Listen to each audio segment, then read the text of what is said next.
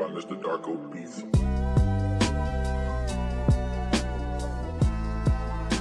Welcome back and welcome in New York to the Post 90 podcast. Another episode here where we get to talk about the game that we were able to be at, finally back in season, finally back being able to go to Yankee Stadium.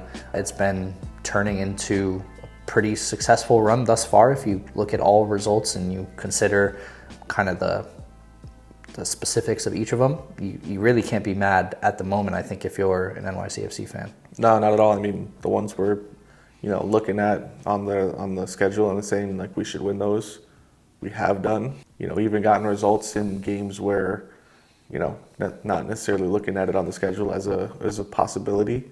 So, my outlook on the season is only getting better and better, and this is the point where, hope turns into delusion a little bit. Like, this might just keep up, and maybe we're just them. Who knows? Yeah, I don't know. I feel like we're probably going to have to knock on wood at certain parts of the episode at different points, but it feels like, all the small things that should be going right are kind of going right. Like, players that have otherwise kind of been liabilities to the team have managed to warm up, and we'll talk a little bit about Hannes this episode. Some of the young guys that have made their way into the lineup have all looked great in doing so, whether that's the midfield that Shore has essentially planted a flag and said, this is my role, and really nobody can tell him otherwise at the moment. And then you even have like Nico come into the team only for a few minutes, unfortunately, because of the injury, but he looked like he was fully up to the task against what were the most dangerous players on New England's team. Obviously, I think Ganago is the best player in the attack that they have, which is crazy to say when you have a Carlos Hill on your team. But him as well, early on in the game, they were kind of drifting over and trying to exploit Cavallo, knowing that it was his first start, really his first minutes. He looked great, and it was really unfortunate because I think we were most looking forward to, we had called it last episode that he was going to start, and we were looking forward to talking to him after the game, but the injury kind of put a wrench in everything for us and mostly for him and the team. Yeah, and that's the only downer at the moment of this team is, the slight injury bug that we do have with, Perea out, Cavallo now injured, Tavon with an unknown, timeline, Malachi with no, timetable on return either. So, probably more that I'm not even thinking of at the moment. Burke dealing with illness and the ongoing injury potentially from last season. We're in a tough spot in terms of the roster, and that's kind of one of the main things that media outside of ourselves were talking about in the press box was what are we going to do? Are they going to sign a player? Are they going to spend $1? You would hope so. I mean, you have to eventually. At this point, with some of the, unfortunate injuries that we're getting, you're going to have to reach into the checkbook and do something. You can't just be relying on kids named Peter from the second team. And hopefully that kid turns out to be Pirlo 2.0. But yeah. At this moment, they don't even have a picture of him in the first team shirt to put on the board in the stadium. That's who we're relying on. That plus 2 goalkeepers on the bench. The bench, yeah. It's just that's the only downer about this season right now. Everything else is looking up because we're managing, despite all of that, to get results, which unfortunately kind of gives the front office all right, well, we're winning, so we don't really have to do anything. Yeah, and I mean, I even feel like Pascal has tried to very much temper expectations despite what we've seen on the field so far, results-wise. He talked a little bit after the game, and we talked about it in the stadium too, how back and forth the game was, which made for a very exciting experience, but also a very tense one. That whole second half, worrying that New England was going to do something. There was a incredibly high number of corners where they had the ability to do some damage, but he wasn't satisfied with the performance fully, which I think is a good thing and not something that we've typically seen before. For him to kind of go in the presser and talk about how he still felt like, we were too wide open, we were losing possession too easily, and especially against a team that is easier than some of the competition that we have aspirations to be as good of, whether that's the Miamis or the Columbuses of the world. and he still kind of talked to the things that need to improve despite us winning 2 games in a row. Yeah, and I think honestly, the difference between this game and Orlando was realistically the midfield battle. Like Orlando, I feel that we won the midfield battle like easily. In this one, I feel like there was just, I don't know, maybe a disconnect between Keaton and Johnny. It just wasn't quite as dominant as it was against Orlando, and obviously that's going to happen if you face possibly a better midfield, or the opposing midfield is kind of just more up to it on the day, or when they're playing effectively through the wings like they were, right? So like in terms of the Johnny rating, for me, it's tough to like be super harsh on the kid because I feel like there were moments where he was doing well, but he just set the bar so high versus Orlando that now like what is probably an above average performance for anybody else kind of looks mid. Yeah. No, I think you're right. He wasn't the superhero in the midfield if there had to be one. And honestly, if I had to pick a superhero in the midfield, I think a good shout here is Keaton. He, in a number of occasions, like I think Hill was dribbling into our box about to take a shot, and I think there were 2 that I remember distinctly where he stepped in and was able to make a tackle or a dispossession of some kind and stop that goal ultimately. And then on Alonso's goal, what was the game-winning goal, Keaton kind of created that chance. Although he didn't score it himself, he was the one that put it at the keeper and gave Alonso a chance off the deflection to go and score it. And it's interesting too because in that way we're talking a little bit more about the attacking side of Keaton, which I think we've wanted to see more of from him for a long time. But he even spoke about it after the game that it seems like his understanding in the midfield with somebody like Johnny as opposed to a Sands before has really changed because now he has to pick up a lot more of the defensive responsibilities just based on the archetype that is Johnny versus Sands, where Sands would potentially or would usually be the defending midfielder. Right. Johnny is more so an attacking midfielder when you're comparing him against Keaton. So he's speaking to the fact that he feels like in the double pivot that is our midfield, that he's taking on more of that 6 role than he used to.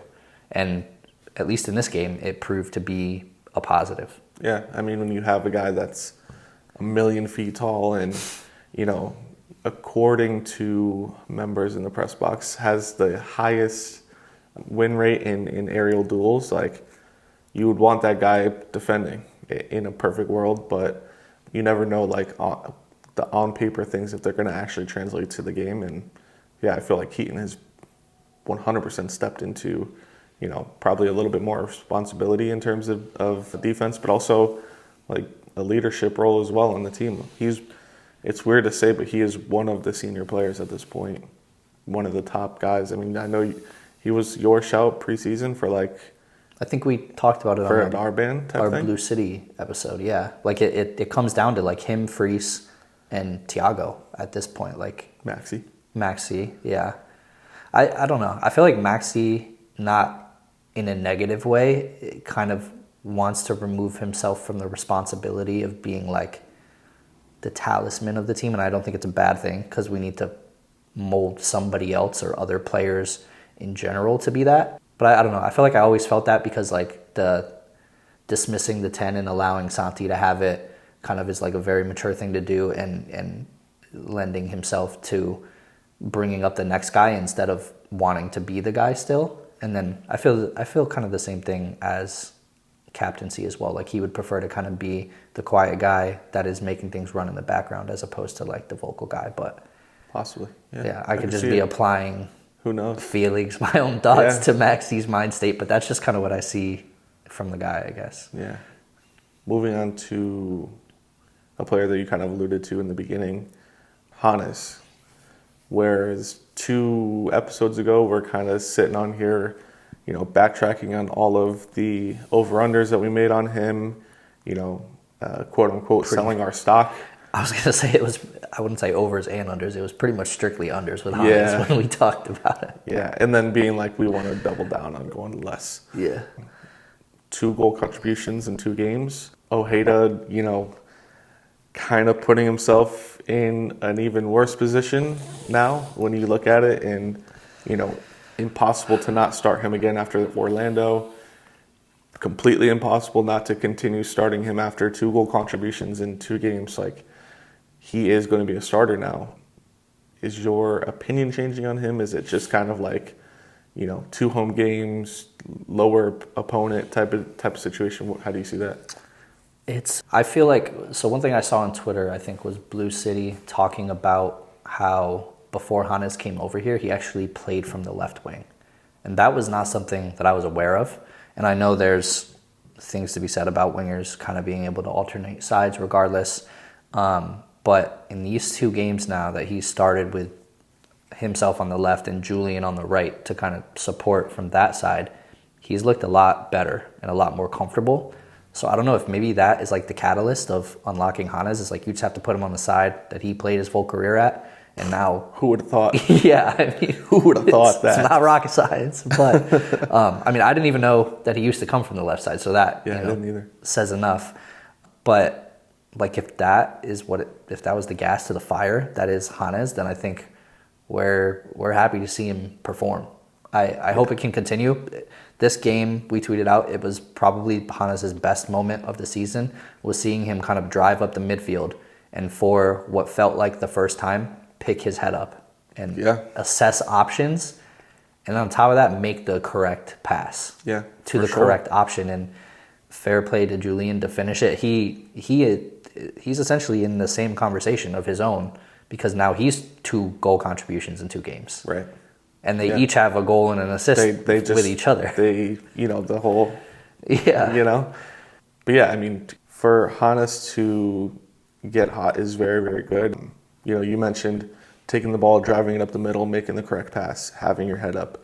Those were the things that got us excited early last season that had us comparing him to world beaters of today. So if he can continue to build on that, absolutely, we're going to be his biggest cheerleaders. There's no world where, us being down on his performances, wherever like a personal thing or, not wanting him to succeed. Hannes being a world beater for NYCFC is like the best thing that could possibly happen. And what we expected with him coming from the Bundesliga, showing up here, obviously there was a little bit of injury history that kind of clouded expectations a bit, but we still felt like we're getting a Bundesliga player. He may not be a big name, but like he has to be worth something. Right. And now this is like the most we've seen from him yet, really. Right, because I feel like last season what inflated things were a very quick early couple of contributions and then here and there in big wins over the span of the rest of the season. Like there was never really a consistent 6-7 weeks where we were like, oh my God, Hannes is so good. Yeah, I do have to say it is early season with some big contributions early. And like in a way, that's what I'm saying. We are following the blueprint. I don't want to, jump into like full Hannes glaze, but like, I mean, continue. We are going to continue to support him and hope that, he can continue it. Yeah. And it sounds like Pascal will keep the competition relevant. Obviously having Ojeda behind you, hopefully he looks good in training as well. So it's kind of like diamond sharpening diamond thing. But somebody had asked him in the post game if Julian at this point just has like the right wing locked down. And I think maybe a lot of managers would jump to saying yes and like trying to instill that confidence in their player, especially after the 2 contributions in back-to-back games. But he said like nobody really at any point has a position nailed down. Matt Freese does. Yeah, it is Freese. Freese does. Yeah, but that's I think what you want to hear as a fan. Maybe not what you want to hear as a player, but as a fan, I feel like that's potentially what you want to hear because he's not going to die on the hill of a player like we've seen in the past, where like you have Cushing or Ronnie have their guys that are going to make the lineup regardless of how we all see them playing every week, poorly at times. And it seems like he's ready to just, you have 2 shit games, you're out the lineup, and somebody's going to come in and figure it out. How it should be. And, that may not be what everyone wants to hear in regards to Julian at the moment with obviously the goal contributions, but if you apply that same logic to any other position that you're looking to have your favorite player break into and take hold of, like that's a good sign. that tells you that that's possible. You're not going to get the, Hannes every game, even though he's putting up 5.6 ISO speed at the charity match performances. Like, the dude is going to pull whoever's not performing out and put somebody in who, maybe is an Ojeda who has looked good coming off the bench. Maybe it's, Malachi coming and rehabbing his leg. Like, who knows? It's wild that we're getting a Malachi back at That's some point this season. broken for the league. Like the injection of speed and the just kind of vibes and like attitude that he brings to the team. I mean, it's something to look forward to. This team just in general gets me excited right now. Like, there's so much to look forward to and be excited about. Like, Alonso, I feel like, is continuing to be him. And the fact that it's happening week 4 as opposed to week 17 or whatever it was, 14, 15, whatever it was, like, we're very much in the running to see another Golden Boot in New York. Yeah. On the good side. I wonder what the standings are right now. We'll have to check those after the fact. It's probably not that close. He's got 2 goals, 3 goals? 2 goal, I think 2 in 4 games? Or 3 in 4 games? 3 Miami, and 4 is... Miami, Orlando, and New England. 3 and 4 games is like on pace for like 25 out of 36 or something. I don't know math that well off the top of my head. And there's going to be some shitters that we play that he's going to get a brace or a hat trick. Yeah, we haven't seen the multi-goal games yet, which has kind of been in the past like Alonso's calling, honestly. Yeah. Like where he comes on as a sub and just wrecks a game. Yeah. That I think it was at Maxi's first game back when 3 assists from Maxi for 3 goals for Alonso. I think the fastest hat trick in our history or in MLS history or something like that. That I would err on the side of ours. Yeah, probably ours. Yeah. So yeah, I mean he's all the way locked in. Do you have any worries about Baki's involvement in the team or involvement in play on the field when he's there? Not really. Not anymore. To me, like, he's going to have to find form in the final 20 minutes of games. That's just, it is what it is at this point. Like, that is set in stone. I know that, Pascal's saying nobody's got a position locked down. Alonso's got the 9 locked down. Matt Freese has keeper locked down. Thiago has right center back locked down. Like those are facts, and even Pascal wouldn't debate that with me. No, he's too real. He's too real. Yeah. Mounsef, like, in theory, could be really, really good for us. But you're never going to disrupt Alonso cooking in that 9 unless he's absolutely, completely dead tired.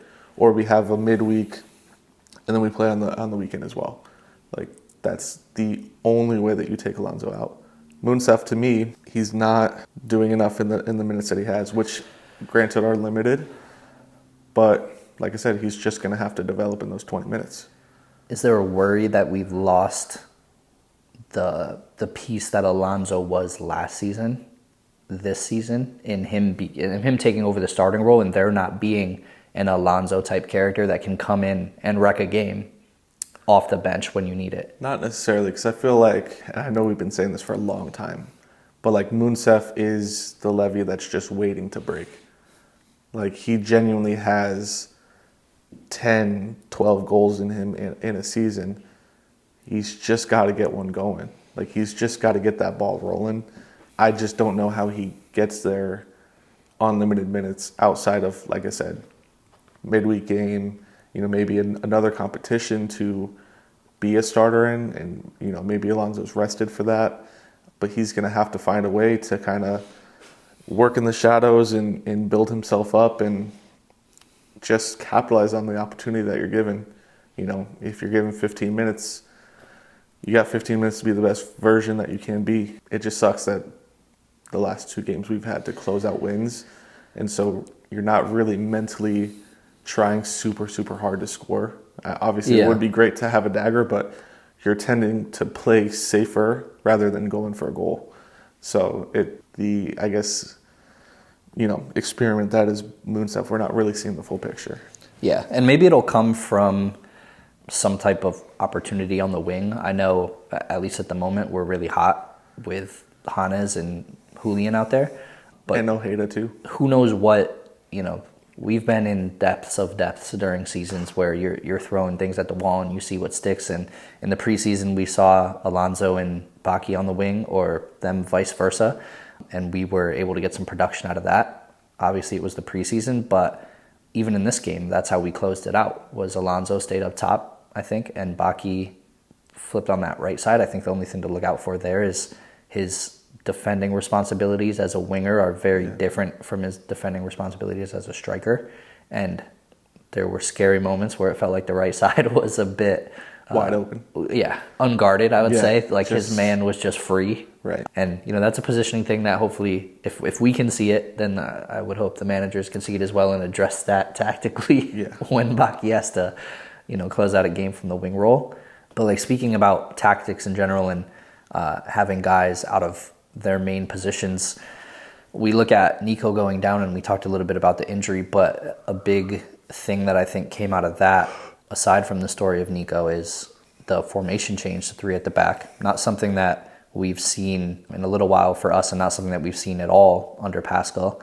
Hack finds his way to the middle center back role over a Thiago, who I think a lot of people would assume he would probably be there over Hack, which is not what we saw. And then Burke makes his way back into the lineup, and he kind of did so in a way of like, as if he had heard our clip and wanted to make it known that he's not pussy. He in fact has some skill. Yeah, no, it was weird because that 3 in the back was really fluid. So at times it did look kind of like a 4 in the back with Burke playing left back.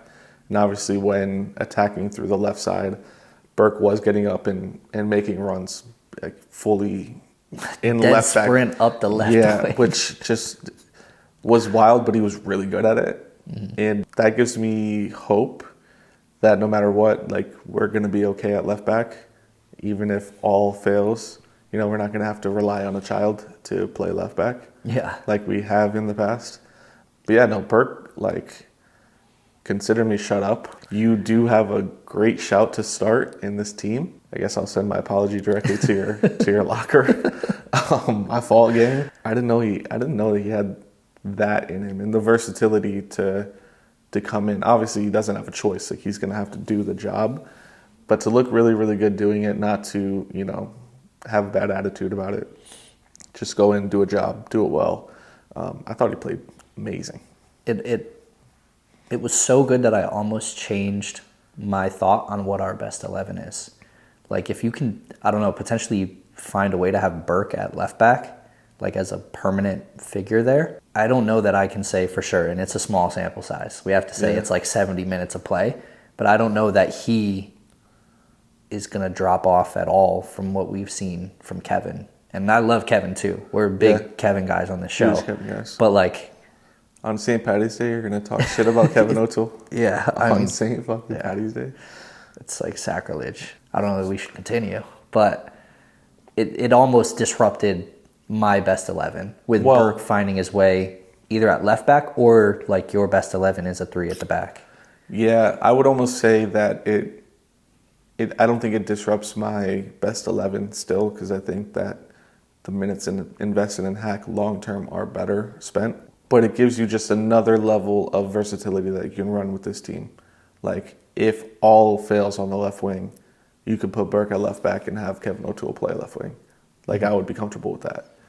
Do I necessarily love the idea of it? No, because Kevin hasn't played forward since college. But it adds another level of, I guess, safety and fallback for this team, who, like we said earlier, is kind of, a couple of injuries away from being in true crisis mode. Yeah, we are walking an extremely dangerous line that our best left wing replacement is our starting left back, right, and our best left back replacement is our starting center back. Yeah, and like all over the field, you can kind of make these same call outs. It's December 1st, and we're trying to hop on the lake to play some ice hockey. Like, it is, we're on thin ice, and hopefully we can just push through a little bit, get healthy, get a couple results in the meantime, and keep this ball rolling. I know, got a away game this weekend. Atlanta, and Ronnie game. Yeah. which obviously At Ronnie's house. at his house that he just got upset in. Yeah. That's going to be such an insanely tough game. And Atlanta's crowds, I think, have been like 60K every home game. Are we going to get availability of Ronnie? Is that going to be a thing? I think we can request it. Because, like, I'd be interested to see, I don't know, just how he feels about his current team and how that compares to the feeling he had in New York, obviously, the year that we won. Coach Speak tells me that he would be like, I like this team. Yeah, I like this team better or something, yeah. But, like, my message to Atlanta fans, genuinely, would be like, we were calling for Ronnie's head pretty much up until playoffs. Yeah. Like, as a community, I would say. The game before playoffs, they had the kid in the support section with the Ronnie out sign. Mm-hmm. And then we went on a run. Like, you'll be all right. Yeah. Yeah, they're lucky. I have futures money on Atlanta to win the cup. So, yeah.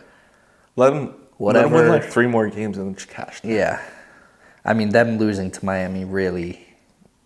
Did it drop your The deal or no out? Deal got way worse than it was. You know what's messed up I think we were at like 180. We're at like 112 now on the cash tough. out. That's tough. So, Yeah. we'll see. We'll see. That'll be an emotional game. That'd be a crazy one to be at. I don't know that can even be swung at this point. But like on a Monday before the game, I don't think so. It's not impossible. Yeah. But it is not likely. Yeah, it's pretty unlikely. But we have till Thursday to request credentials. So It not being drivable is what really Velo. Really screws it. Or getting that breeze slingshot. We'll have to check. Just throw us down. Is that the New Haven airport, Avello? Yeah. Yeah, we'll have to check Got to check that out. Yeah. Yeah. Because I know they got the North Carolina. Weird. It was very weird watching the Miami game with Atlanta and seeing Ronnie coaching another team. On the sideline. He's got that same aura. It just... And like Almiron back in the league. Yeah, it just... and he's spoiled, like fully spoiled there. And who knows, maybe there was a conversation about bringing him back. And they were like, by the way, we are looking to spend approximately $0 this year. And we're actually shipping everybody out that made this team James good. Sands, the guy that won you a cup, gone. Yeah. Yeah. So, yeah, that's pretty much all I got for this game. Forgot to do it in the beginning, but obviously if you're at this point... We got to put up a sign or something. Yeah, we do. Like a light that blinks. It's like, plug your own shit.